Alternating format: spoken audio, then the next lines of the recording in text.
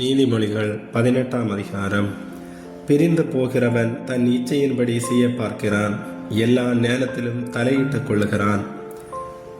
மூடன் ஞானத்தில் பிரியம் கொள்ளாமல் தன் மனதில் உள்ளவைகளை வெளிப்படுத்த பிரியப்படுகிறான்.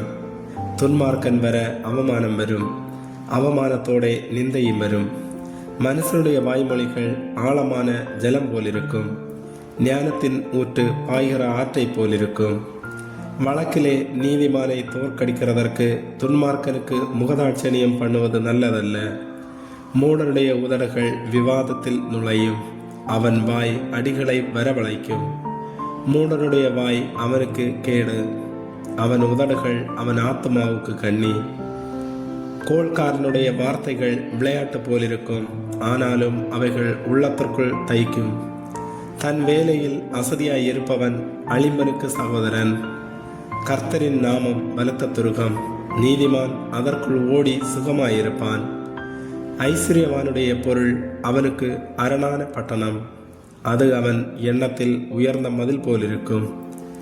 அழிவு வரும் முன் மனுஷனுடைய இருதயம் இருமாப்பாய் இருக்கும், மேன்மைக்கு முன்னானது தாழ்மை.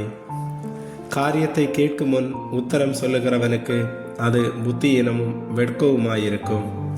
மனுஷனுடைய ஆவி அவன் பலவீனத்தை தாங்கும், முறிந்த ஆவியாரால் தாங்கக்கூடும். புத்திமானுடைய மனம் அறிவை சம்பாதிக்கும், ஞானியின் செவி அறிவை நாடும். ஒருவன் கொடுக்கும் வெகுமதி அவனுக்கு வழி உண்டாக்கி பெரியோர்களுக்கு முன்பாக அவனை கொண்டு போய்விடும்.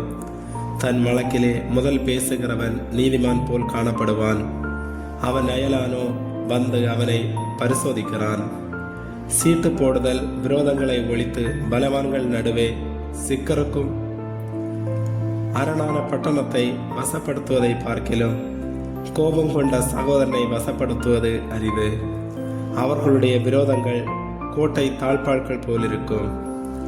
அவனவன் வாயின் பலனால் அவனவன் வயிறு நிரம்பும், அவனவன் உதடுகளின் விளைவினால் அவனவன் திருப்தியாவான். மரணமும் ஜீவனும் நாவின் அதிகாரத்தில் இருக்கும், அதில் பிரியப்படுகிறவர்கள் அதன் கனியை புசிப்பார்கள். மனைவியை கண்டடைகிறவன் நன்மையானதை கண்டடைகிறான், கர்த்தரால் தயவும் பெற்றுக்கொள்கிறான்.